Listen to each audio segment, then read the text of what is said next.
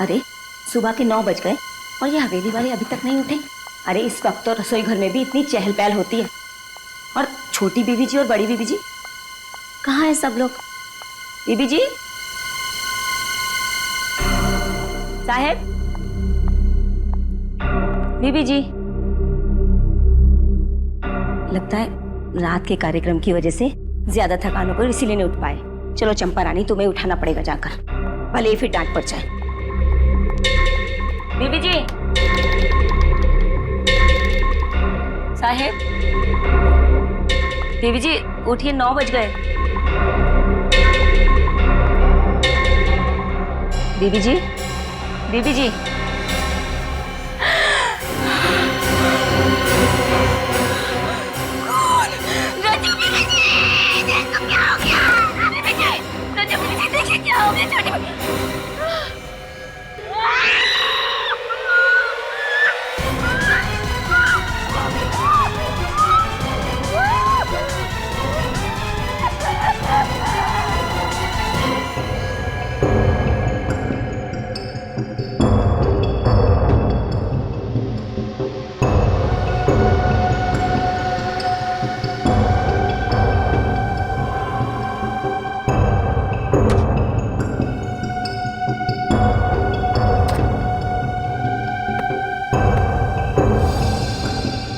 ना कोई खून खराबा और ना ही कोई हाथापाई, सिर्फ गले पर चोट के हरे निशान। सर, इन चारों को भी वैसे ही मारा गया है, रुमाल में पत्थर बांधकर। पहले शालिनी, फिर रूहान और अब ये चारों। सर, पूरा घर साफ कर दिया, रुपए पैसे गहने सब लेके कुछ भी नहीं छोड़ा। मुझे नहीं लगता है किसी एक आदमी का काम हो सकता है। चोरी, लूट और फिर खून। सर, अब इन लोगों का स्टाइल थोड़ा थोड़ा मेरी समझ में आ रहा है। ये लोग छोटे शहरों में अपना शिकार करते हैं ताकि किसी की नजर में ना आए। देखिए,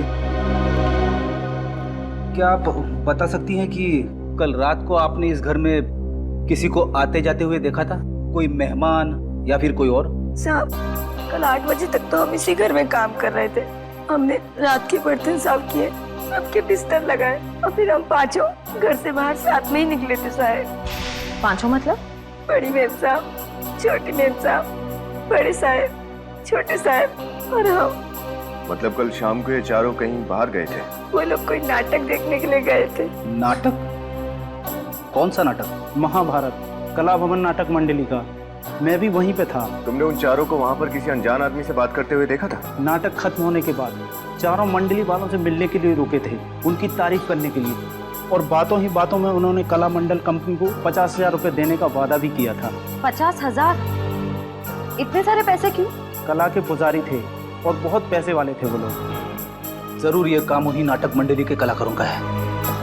अगर उन्हें जल्द से जल्द रोका नहीं गया तो न जाने और कितने मासूम लोगों का खून करेंगे ये लोग। लेकिन इन लोगों के खिलाफ कोई सबूत या गवाह नहीं है हमारे पास। अब इन लोगों को गिरफ्तार करने के लिए एसीपी सर के प्लान बी का इस्तेमाल करना पड़ेगा। हम पांडवों और आपकी पुत्र वधू द्रौपदी को 13 वर्ष अज्ञातवास में जाने की आज्ञा दीजिए। मुझे अपने वचन का पालन करने दीजिए। अरे यार, कॉस्ट्यूम में मजा नहीं आ रहा यार। ए, हंसो मत यार, कंसंट्रेट करने दो। चलो स्टार्ट करो। बस! कौरवों और पांडवों में मित्रता नहीं हो सकती, केवल शत्रुता हो सकती है, शत्रुता। पांडवों को हस्तिनापुर छोड़कर अज्ञातवास जाना ही होगा और हस्तिनापुर पे केवल दुर्योधन राज करेगा, केवल दुर्योधन। चलो भाई, किसकी लाइन आगे? अरे आगे अर्जुन और भीम की एंट्री है। दिनेश तो अचानक गायब हो गया, बचा रोहान, वो ऐन वक्त पे छोड़ के चला गया। हमें और कलाकार चाहिए। और द्रौपदी? द्रौपदी के बिना तो कैसी महाभारत? और फिर द्रौपदी के बिना महाभारत का तो युद्ध ही नहीं हो सकता ना। अरे यार, मैं मुद्दू साहब से कितनी बार बोल चुका हूँ कि कलाकारों का अरेंजमेंट करें, उन्हें मेरी बात समझ में नहीं आती है। ये मुत्तू साहब है कहाँ? तुम्हारी बात सुन ली गई है संजीव।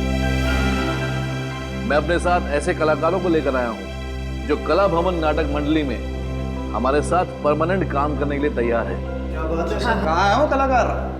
आओ ऊपर आओ सब लोग। आओ सभी लोग आओ।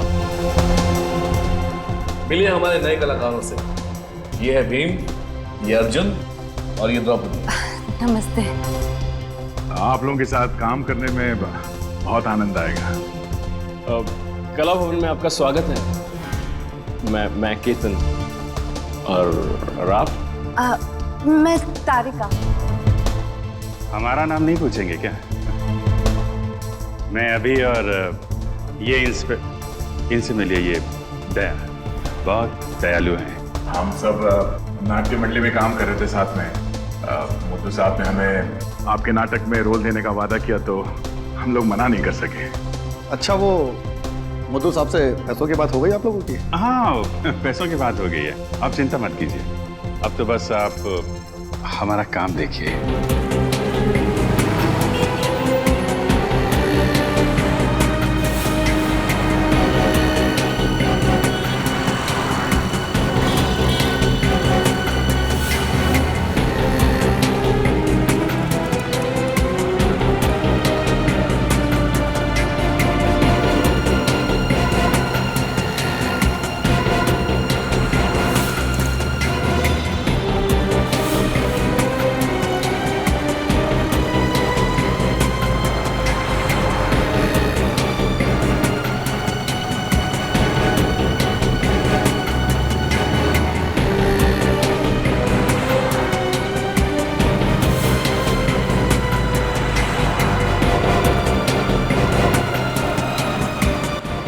सर कुछ भी नहीं मिला, कुछ पता नहीं चला। सर इस तरफ तो नहीं है। चलो इस तरफ चल के देखते हैं। गहने जल्दी से तैयार करो। इस दुकान के मालिक कौन है? अंदर है साहब।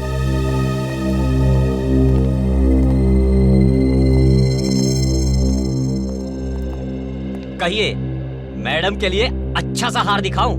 देखते ही खरीद लोगे आप। दिखाएंगे हम, बताएंगे आप। नहीं, इस लड़की को तो मैंने पहले कभी देखा ही नहीं। इस लड़की ने जो गहने पहने वो सब जगह नहीं मिलते। आपने कभी देखा है? एक मिनट, आप मुझसे ये सवाल क्यों पूछ रहे हैं? कौन हो आप लोग? जवाब मिला। अब सीधे सीधे हमारे सवालों के जवाब दे दो। देखो, अगर तुम अपना मुंह नहीं खोलोगे तो हम तुम्हारी दुकान बंद करवा देंगे, हमेशा के लिए। इस फोटो में जो गहने का डिजाइन है, ये गहना आपकी दुकान पे बेचा गया है ना? नहीं साहब, ये गहने तो मैंने खरीदे ही नहीं, पक्का। कमाल है, फोटो ढंग से देखा भी नहीं और आपको पक्का पता है कि आपने ये गहना नहीं खरीदा। याददाश्त अच्छी है आपकी। सेठ जी, बाद में देख नहीं रहे हो, मैं साहब लोगों के साथ बात कर रहा हूँ। चलो।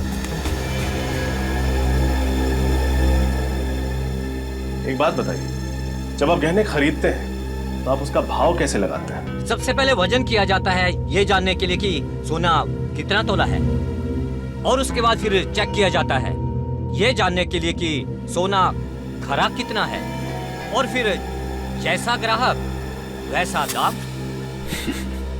पहले फुटबॉल खेलते थे ना?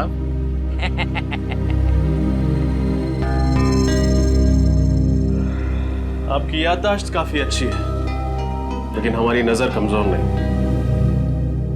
इस फोटो में जो डिजाइन है, ये बाली हूबहू वैसी है।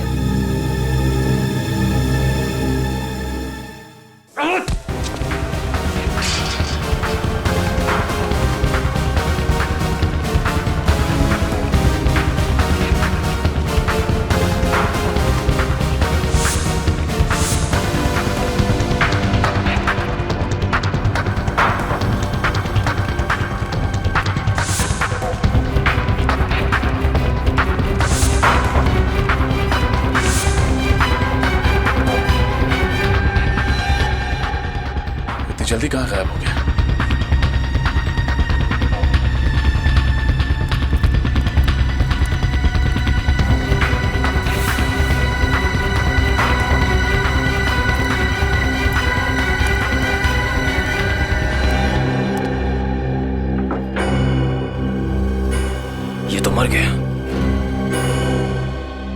सर इतनी जल्दी हमारी आंखों के सामने इसे कौन मार गया?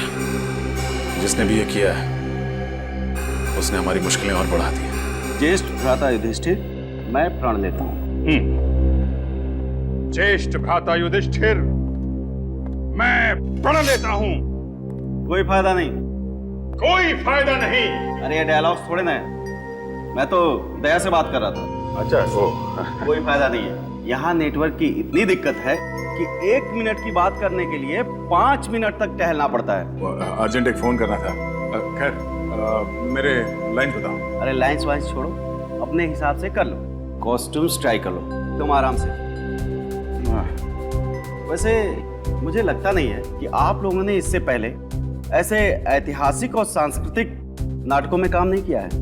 हमने किया है, कई बार ऐसे किरदार निभाए हमने, तभी तो इनका निशाना अचूक अर्जुन जैसी और मेरी ताकत भीम जैसी। क्या है ना, अभी पहली बार आप लोगों के साथ काम कर रहे हैं ना, एक बार जान पहचान होगी तो फ्लो में आ जाएगा। वैसे आप लोग तो काफी समय से एक दूसरे को जानते होंगे, मतलब जम गई होगी आपस में, है ना? नहीं, ऐसा कुछ नहीं है। हमें एक दूसरे से कुछ लेना देना नहीं है। वो तो मुड्डू साहब है कि सबको जोड़ के रखते हैं। अच्छा, तो मतलब आप में से वो चोरी करने वाला और खून करने वाला ठग कौन है, वो तो आपको भी नहीं पता होगा। हमें पता होता तो सीआईडी को नहीं बता देते। जिया, द्रौपदी की कॉस्ट्यूम तारिका को हो गई। कॉस्ट्यूम तो बिल्कुल फिट है, लेकिन ये विग आप देख लीजिए, थोड़ा विग में शायद थोड़ा कुछ प्रॉब्लम। इस कॉस्ट्यूम और विग की दुनिया से तो मेरी फोरेंसिक लैब और केमिकल से बेहतर है। क्या बात है, मैं मदद करूं कुछ? नहीं It's okay. अरे वाह भाई साहब, वाह, आप तो सर्वगुण संपन्न मालूम पड़ते हैं। औरतों के बाल बनाना भी जानते हैं आप? पहले लेडीज ब्यूटी पार्लर में काम करते थे क्या? जी नहीं, मैं एक कलाकार हूँ। कलाकार? हाँ भाई, सारी तैयारियां हो गई? हाँ जी। चलो चलकर स्टेज दिखाते हैं, साथ में ड्रेस और प्रॉपर्टी भी ले लो। जाकर देखते हैं स्टेज कितना बड़ा है छोटा है, बहुत जरूरी है। संजीव चल भाई। हाँ बिल्कुल, वरना कहीं शो के टाइम टेंशन ना हो जाए। उठा लो भाई, प्रॉपर्टी उठा लो। चलो। मैं यही रुकती हूँ। क्यों? वो एक्चुअली मेरे डायलॉग्स ठीक से याद नहीं हुए, तो सोचा थोड़ी प्रैक्टिस कर लूँ यहाँ बैठ के। वो शाम को शो है और कुछ गड़बड़ हो गया तो पूरा शो खराब हो जाएगा, है ना? हाँ, अच्छा कह रही हैं। आप याद करो, हम लोग चलते हैं। चलो भाई, सब लोग लेके चलते हैं।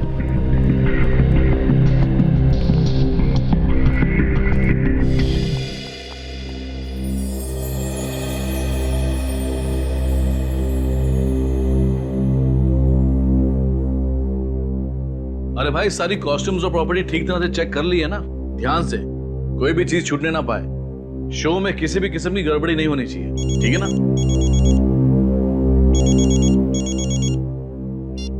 हेलो, जी, कला भवन नाटक कंपनी, बोलिए।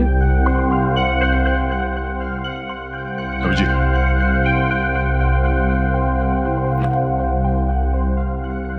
ये देखो रुमाल। इनका महाभारत के नाटक में क्या लेना देना?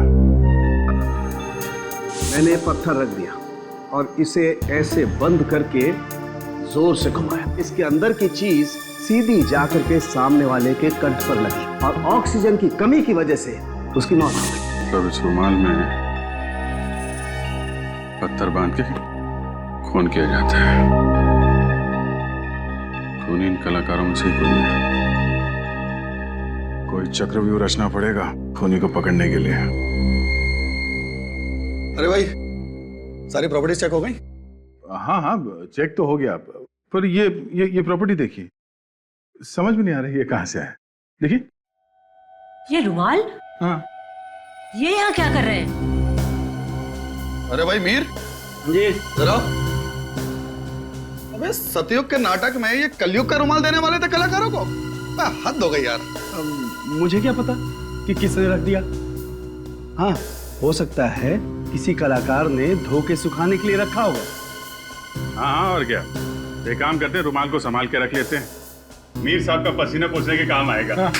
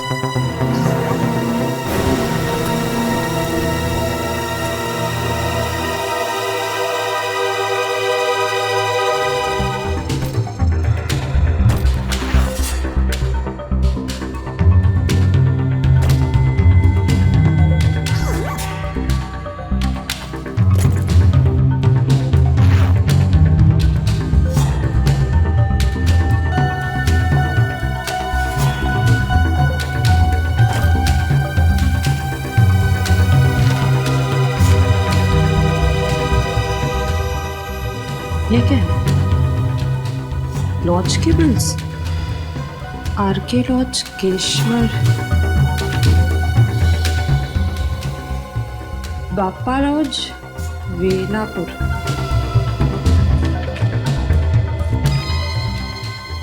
नीलम लॉज, सीरकपुर।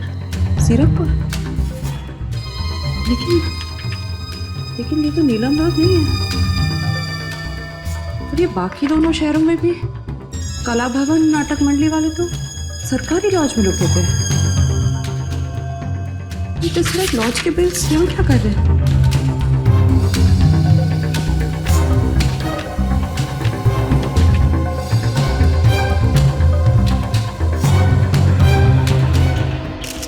वो सोने के गहने जो तुम तोड़ रहे थे वो दिवाकर जी की बेटी शालिनी के थे, तो बताओ किसने चुराए वो गहने?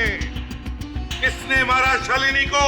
साहब मैं तो बस कारीगर हूँ साहब, मुझे कुछ नहीं मालूम। झूठ बोल रहे हो तुम। पता कौन है वो जिसने तुम्हारे सेठ जी का खून किया, और उस लड़की का भी जिसने गले में स्कार्फ पहना था? नहीं साहब, मैं किसी भी खून के बारे में कुछ नहीं जानता हूँ साहब। और उस आदमी के बारे में क्या जानते हो जिसकी एक आंख पत्थर की है? साहब हमेशा एक पत्थर की आंख वाला आदमी लूट का माल बेचने दुकान पे आया करता था, मगर इस बार वो लड़की आई थी गहने बेचने साहब। तो लड़की ने गहने बेचे या नहीं? हाँ साहब बेचे ना। सेठ जी से पैसे लेकर वो जल्दी में निकल गई, और थोड़ी देर बाद वो पत्थर की आंख वाला आदमी आया। सेठ जी ने जैसे ही उसे बताया कि वो लड़की पैसे लेके गई है, वो आदमी आग बबूला हो गया साहब। धोखा सचिन, एक दूसरे को धोखा दे रहे थे। पहले रूहान ने अपने साथियों को धोखा दिया, और अब उस लड़की ने रूहान को। वो लड़की जब मुंबई आती थी तो कहाँ रुकती थी, तुम्हें पता है? वो तो नहीं पता, हाँ, लेकिन वो जब भी सेठ जी की दुकान पे आती थी तो ऑटो वाले को 15 रुपए देती थी। छुट्टा तो उसके पास कभी होता ही नहीं था, हमेशा मुझसे ही लेकर देती थी। 15 रुपए? ऑटो रिक्शा का भाड़ा 15 रुपए होता था? इसका मतलब है ये लड़की जरूर कहीं वहीं आसपास किसी लॉज में रहती थी इस दुकान से। सचिन पता लगा। क्या मतलब है इस बात का, मुझे बताओ कि तुम लोगों को पैसे नहीं मिलेंगे तो तुम शो नहीं करोगे?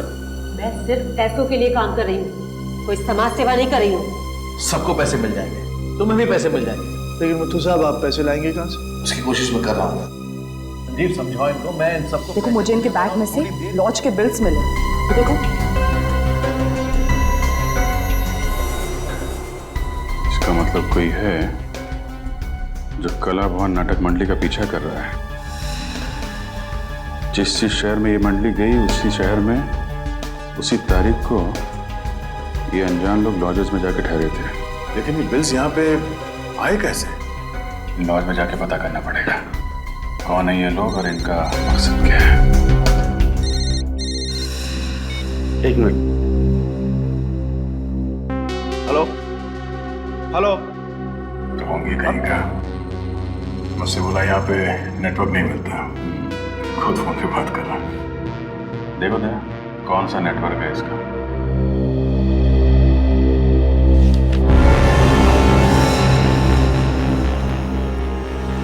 Welcome sir. सर हमारे यहाँ कम से कम और ज्यादा से ज्यादा रेट का हर तरह का रूम मिलेगा, और वो भी फुल फैसिलिटी के साथ। तो बोलिए कैसा कमरा चाहिए आपको?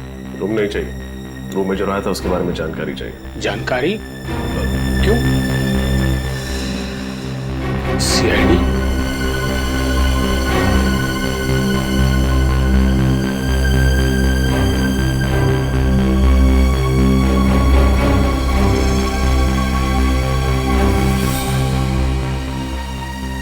पहचानते हो सर?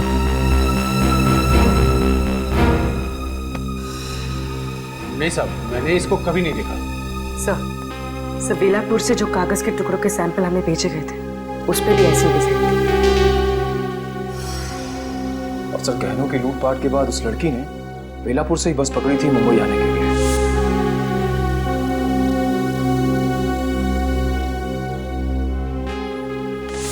सर इसका मतलब वो लड़की इस लॉज में आई थी। कोई लड़की याद? गोरी दुबली, हाइट लगभग 5.5 फुट, गले में स्कार्फ, आंखों पे बड़ा सा चश्मा और हाथ में काले रंग का सूटकेस। नहीं साहब, पक्का नहीं है। खाना खाया तू? खाना? नहीं। क्यों? जेल में क्या मस्त खाना बनाया आज। मोटी रोटी, पतली दाल, तीखी मिर्च। चल सब छोड़ो तो। सब माफ कर दो साहब, गलती हो गई साहब। मैं लालच में आ गया था। मुझे उस आदमी ने मुंह बंद रखने के लिए 5,000 रुपये देते साहब। मेरा बस इतना ही कसूर है। वो बहुत डेंजर आदमी दिखता था साहब। उस आदमी के बारे में क्या क्या जानते हो, सब कुछ बताओ। वो आदमी 2 दिन से इस लॉज में रुका हुआ था। अभी भी है? नहीं मैडम, अभी चला गया साहब। और हाँ साहब, वो मैडम काले रंग का सूटकेस लेके उससे मिलने आई थी आज। मिलने आई थी? फिर मिली उससे? नहीं, वो यहीं पे बैठ के उसका इंतजार कर रही थी कि अचानक उस मैडम का फोन आ गया और वो बात करते हुए निकल गई। अभी तकरीबन 1 घंटा पहले। कमाल है, जिस आदमी से वो डर के भाग रही थी उससे मिलने वो यहाँ क्यों आई? आई थी, मिली नहीं, फिर गई कहाँ? सर कहीं इस डिजाइन में उस जगह का पता तो नहीं है जहां वो गई है?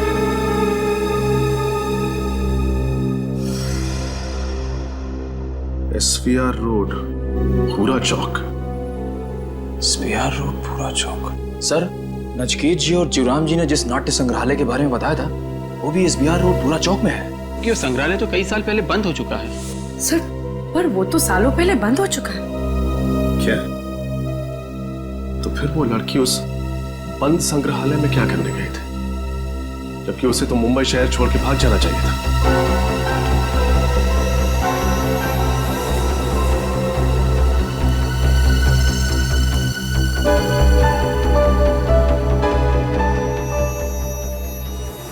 बोलो।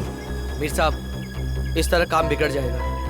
हमने काफी अरसों से आपके साथ काम किया है। ये कौन लोग हैं? ये मीर सीरकपुर में अपने नाटक मंडली के अलावा किसी और को भी जानता है क्या? इन लोगों को कहीं देखा है।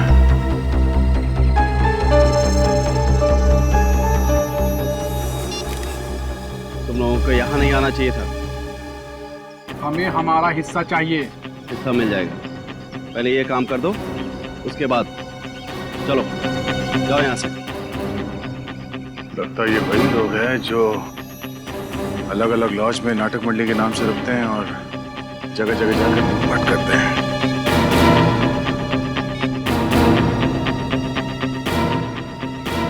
सर मैं कुछ फोटो भेज रहा हूँ सर। लगता है ये वही लोग हैं जो उस नाटक मंडली में जुड़े हुए हैं।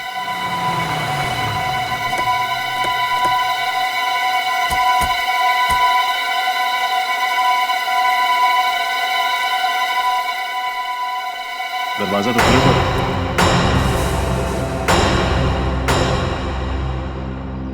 अगर ये जगह काफी दिनों से बंद पड़ी है तो यहाँ पे आत्मा वगैरह। डैडी, क्या डर पा रखा है तुमने आत्मा? बाहर निकले से, नहीं डर तुम्हारे लिए बीमारी बन जाएगी। मैं कोशिश करूंगा सर, लेकिन ये पत्थर की आंख वाला आदमी इस लड़की को यहाँ क्यों लेकर आया होगा? शायद यहाँ पे पैसों का बंटवारा करने आए होंगे। चलो अंदर चल के देखते हैं।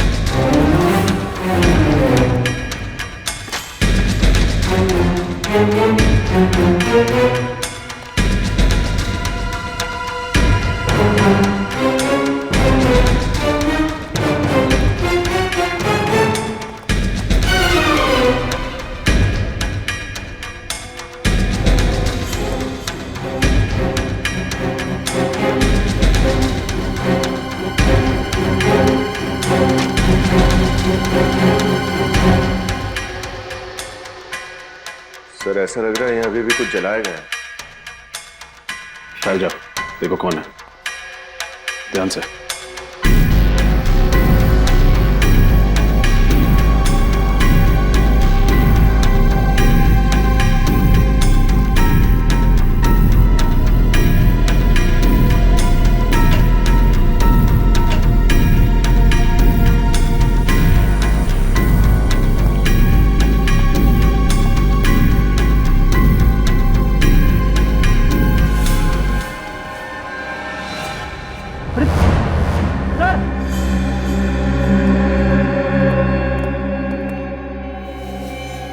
ये तो वही लड़की है जिसे हम ढूंढ रहे थे।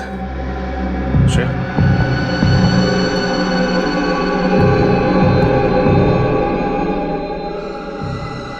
सर सांसें चल रही हैं।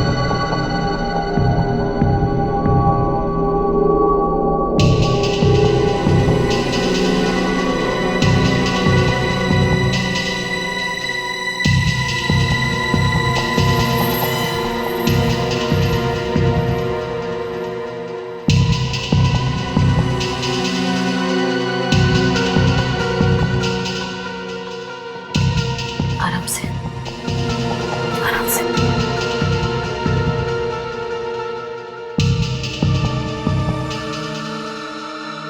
नाम क्या है तुम्हारा? नीना। नीना। किसने किया ये सब? किसने किया ये सब? पिता की। पिता की।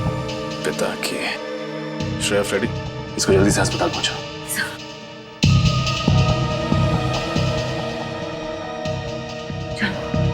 समझ गए।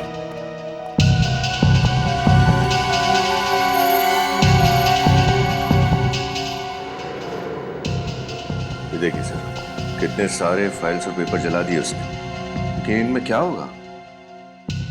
कुछ तो है जो पिता की जलाकर खत्म करना चाहता था। देखता हूं।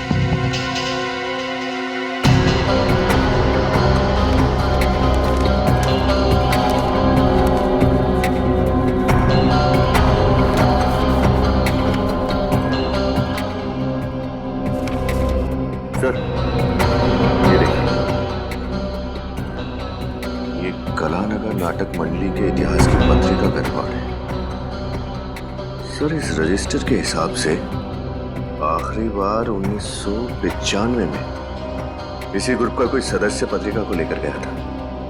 इसका ये नाम और साइन चल गया है, लेकिन एड्रेस पूरी तरह नहीं चला। चिलकुर नगर 21, चिलकुर नगर 21 क्या हो सकता है? सर कहीं ये किसी जगह का कोई रूम नंबर तो नहीं? रूम नंबर 21, रूम नंबर, एक मिनट। चिलकुर नगर में एक हॉस्टल है ना, डीए हॉस्टल। हो सकता है उस हॉस्टल के रूम नंबर 21 से कोई शख्स आया। हो सकता है सर, क्योंकि डीए हॉस्टल से करीब 10 मिनट की दूरी पर एक पुराना ड्रामा कॉलेज है और वहाँ के स्टूडेंट्स इसी हॉस्टल में रुकते हैं। एक काम करते हैं, डीए हॉस्टल चलते हैं, देखते हैं कि कौन है जो कला भवन के ठगों की तरह लूटमार और खून कर रहा है। ये मीर बाहर जाकर इन लोगों से मिला था, शायद यही है वो ठग लुटेरे।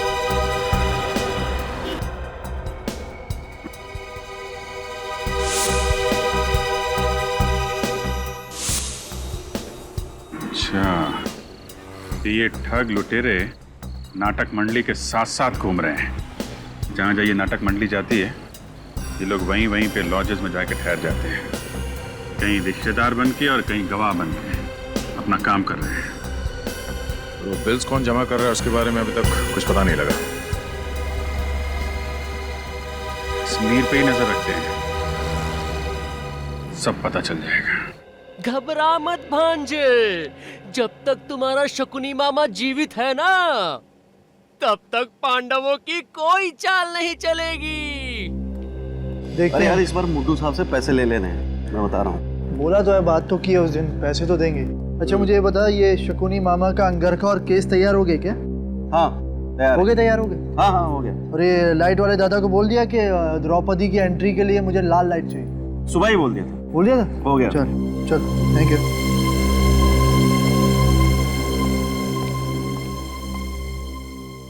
ये मेरे अहंकार का नहीं, आत्मसम्मान का प्रश्न है। वो कितनी कॉम्प्लिकेटेड लाइफ कैसे बोल लेते हैं देखो, कैसे याद रखते हैं। ये फॉरेंसिक में ठीक है बॉस। नहीं यार, मैं सिखाऊंगा ना, सिखाऊंगा, कुछ नहीं हो सकता। अरे नहीं, कोशिश करता हूँ ना यार, हो जाएगा, हो जाएगा।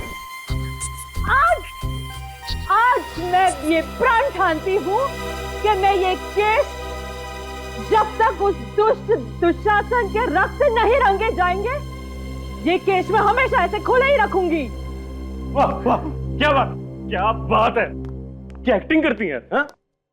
ये काम कीजिएगा, जब ये केश वाली लाइन बोली ना आपने, तो ये बालों को थोड़ा सा ऐसे करके झटक दीजिए, बहुत मस्त लगेंगे। वैसे एक बात बोलूं, आप पूरी बहुत मस्त दिखती है। दुर्योधन, क्या नाम है तुम्हारा? केतन। तारिका जी के बाएं कंधे में चोट लगी है, इसलिए वो ऐसे बाल नहीं कर सकती। इसलिए बेहतर होगा कि तुम नीचे जाओ और रिहर्सल करो। नीचे जाओ और रिहर्सल करो। नीचे जाओ। बेचारा केतन बाल बच गया। यार तुम्हें मजाक सोच रहा है यार? अरे मजाक क्या करो यार। ये मीर कहाँ गायब हो गया? तो यहीं पे फोन पे बातें कर रहा था, ये गया कहाँ? सॉरी सर, सॉरी, आपको इंतजार करना पड़ा। बताइए क्या काम था? क्या साल 1995-96 में आप इस हॉस्टल में काम कर रही थी? नो सर, मैं तो सिर्फ पिछले 2 सालों से यहाँ काम करती हूँ। कोई और है इस हॉस्टल में जो उस समय से काम कर रहा हो? जी हाँ, पार्थ जी। सर वो 1995 से इस हॉस्टल के फैकल्टी मेंबर हैं। बुलाऊं मैं? प्लीज।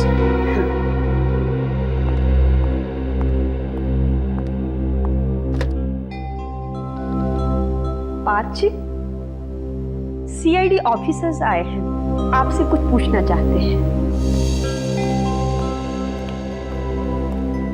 जी, क्या मदद कर सकता हूँ आपकी? जी, हम एक ऐसे स्टूडेंट के बारे में पता लगा रहे हैं जो पास वाले ड्रामा कॉलेज में पढ़ता था। क्या नाम है उसका? उसका नाम तो हमें नहीं पता। इनफैक्ट हमें यह भी नहीं पता कि वो लड़का है या लड़की। हमें तो सिर्फ इतना पता है कि 1995-96 में वो यहाँ आपके हॉस्टल में रहता था या रहती थी। 95-96, यस, ड्रामा कॉलेज के कुछ स्टूडेंट्स यहाँ रहते तो थे। इनफैक्ट एक नाट्य महोत्सव में उन्होंने हिस्सा भी लिया था और ट्रॉफी जीत कर लाए थे। मुझे अच्छी तरह याद है, दिन रात रिहर्सल करके उन लोगों ने नाक में दम कर रखा था मेरा। उन विद्यार्थियों का नाम पता कुछ बता सकते हैं आप? आई एम सॉरी, इतने पुराने रिकॉर्ड्स नहीं है हम लोगों के पास। आपने कहा कि उस साल उन्होंने नाट्य महोत्सव में ट्रॉफी जीती थी। यस। तो फिर कोई फोटो वगैरह तो होगी आपके पास? यस, एक एल्बम है, फोटो एल्बम। ठीक है, वो फोटो एल्बम हमें चाहिए। Yes, here it is. Thank you.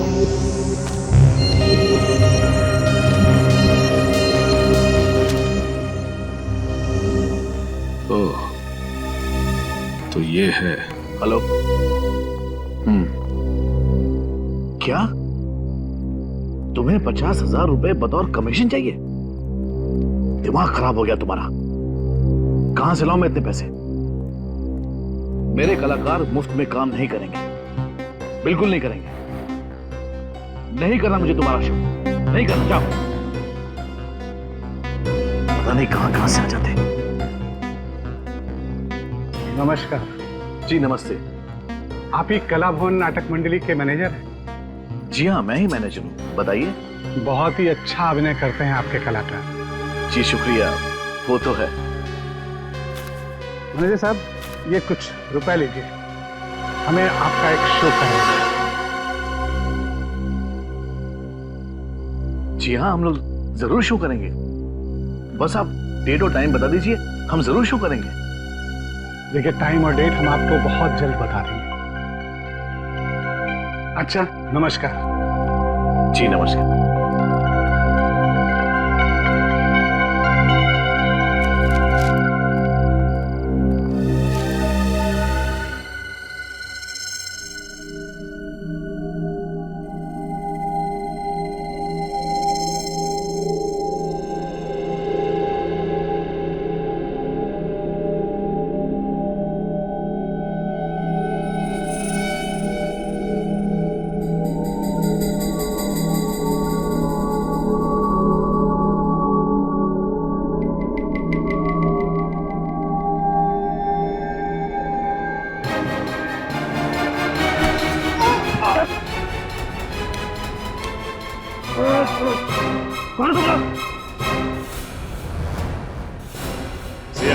CID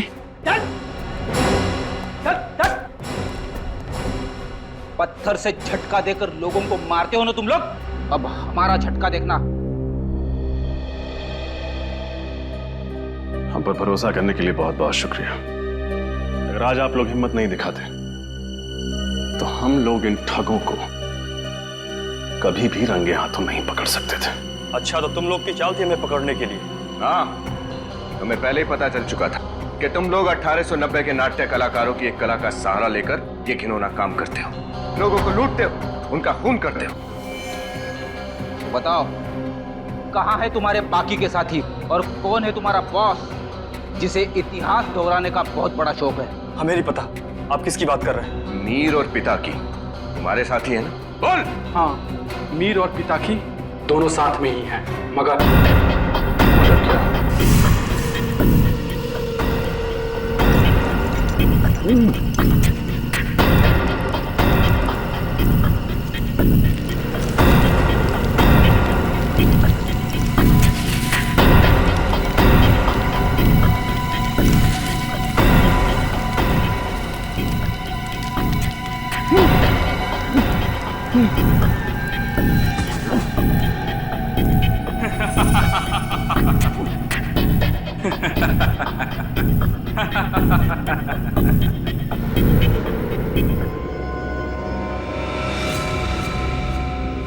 सरदार के साथ विश्वासघात, तुम नहीं बचोगे। मैं तुम्हें छोड़ूंगा नहीं पिता की। पहले अपने आप को तो छुड़ा के दिखा मीर साहब।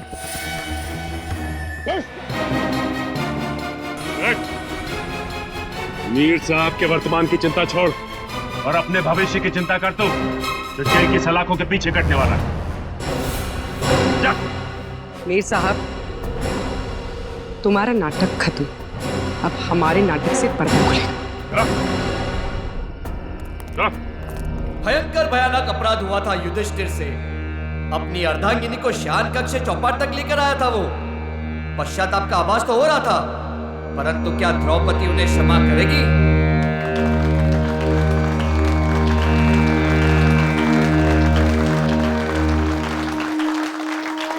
मैं आपकी अर्धांगिनी हूँ, जीवन संगिनी हूँ। कोई वस्तु नहीं जिसे आप दांव पे लगा दे। घोर अपराध हुआ है मुझसे पांचाली। विवश हो गया था मैं उस पल।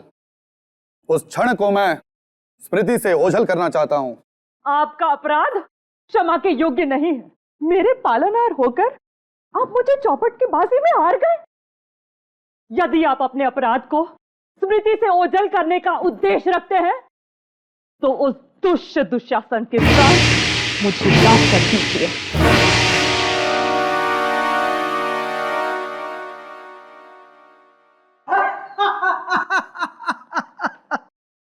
ओ द्रौपदी, जिसका स्वयं कोई सम्मान नहीं, वो क्या किसी के प्राण निकाल पाएंगे? तुम्हारे पांचों प्राणनाथ ने तुम्हें अनाथ बना दिया है। यदि मांगना ही है तो मुझसे मांगो। इन कायरों से मांगोगी तो केवल दरिद्रता एवं अपमान ही पाओगी। दुशासन, इस भ्रम में मत रहना। यदि चौपड़ में हमारी हार हुई है तो हमारा बाहुबल निर्बल हो गया है। तुम्हारी कटु वाणी जिस मुख से निकली है, उस मुख का मुखारबिंद मैं नष्ट कर दूंगा दुशासन। मैं पांचली आज ये प्रण लेती हूँ कि जब तक ये दुष्ट दुशासन के रक्त से अपने केश ना रंग दूं, मैं अपने केश हमेशा खुले ही रखूंगी। मैं तुमसे वादा करता हूं पांचाली, इस दुशासन की छाती चीर कर इसका लहू निकाल लूंगा मैं। यह सब क्या अनर्थ हो रहा है? इस दुर्भाग्यवश परिस्थिति की उपज मेरे ही कारण हुई है। सत्य वचन भ्राता युधिष्ठिर, सत्य वचन। असली अपराधी आप हो, इसलिए केवल दंड आपको ही प्राप्त होना चाहिए। डायलॉग भूल गया क्या? ना अर्जुन ना, मैं नहीं, हम सब द्रौपदी के अपराधी हैं। हम सब ने मिलकर उसे चौपड़ के दांव पर हारा है। हम आपके आज्ञाकारी हैं, आपकी आज्ञा का पालन करते हैं बड़े भैया। हाँ, असली अपराधी तो आप ही हैं। ये अपराध की उपज आप ही के दिमाग में आई थी? ये दोनों अर्जुन और भीम मेरे नाटक की वाट लगा देंगे। नितिन, नितिन, इससे पहले कि पब्लिक हमारे ऊपर अंडे और टमाटर फेंके, तुम एक काम करो, द्रौपदी को यहां पर ले आओ और युद्ध का ऐलान कर दो। रुक जाओ पांडवों, तुम में से असल अपराधी कौन है इसका निर्णय तुम लोग बाद में कर लेना, परंतु अभी मैं द्रौपदी को अपने साथ लेके जा रहा हूं। तत्पश्चात नहीं, निर्णय अभी ही होगा। द्रौपदी, ये अर्जुन तुम्हारा और अपमान नहीं होने देगा। भ्राता भीम, दुशासन को समझा दो। वो आ गया भ्राता। चल। ये तुम क्या कर रहे हो भीम? इस सारे नाटक के नुकसान की भरपाई मैं तुमसे वसूल करूंगा।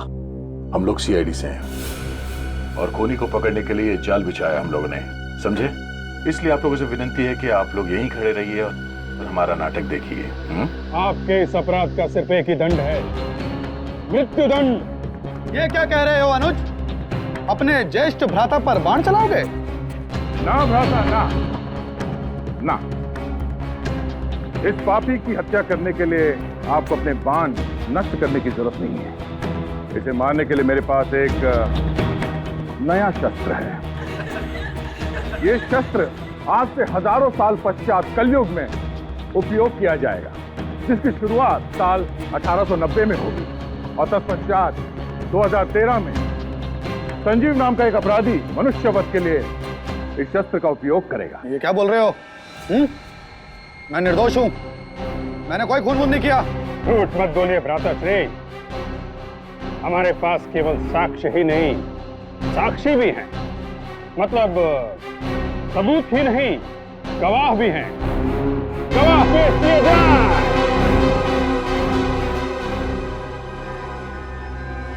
कौन हो तुम लोग? सीआईडी ऑफिसर अभिजीत, दया और फॉरेंसिक एक्सपर्ट डॉक्टर तारिका। तुम्हारे गुनाहों का पर्दाफाश हो चुका है संजीव। पिताकी और मीर ने तुम्हारे खिलाफ बयान दे दिया।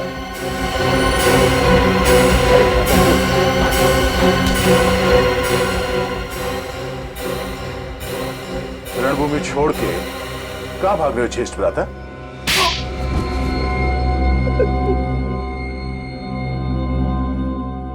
सर, कला भवन नाटक मंडली चलाने के लिए पैसे चाहिए थे सर। पूरे साल मेहनत के बाद भी हम लोग इतना पैसा नहीं कमा पाते थे कि मंडली का खर्चा उठा सके सर। जब कला भवन के ठगों का इतिहास पता चला तो मैंने पिताकी, रोहन, मीर और नीना के साथ मिलकर सर लूटपाट और खून का सिलसिला शुरू किया सर। मेहनत से कमाई नहीं कर पाए तो गैर कानूनी काम शुरू कर दिया, ईमानदारी की दुकान बंद कर दी और बेईमानी शुरू। संजीव, तुम कलाकार तो सचमुच बहुत अच्छे हो, लेकिन तुमने अपनी कला का उपयोग गलत कामों में किया।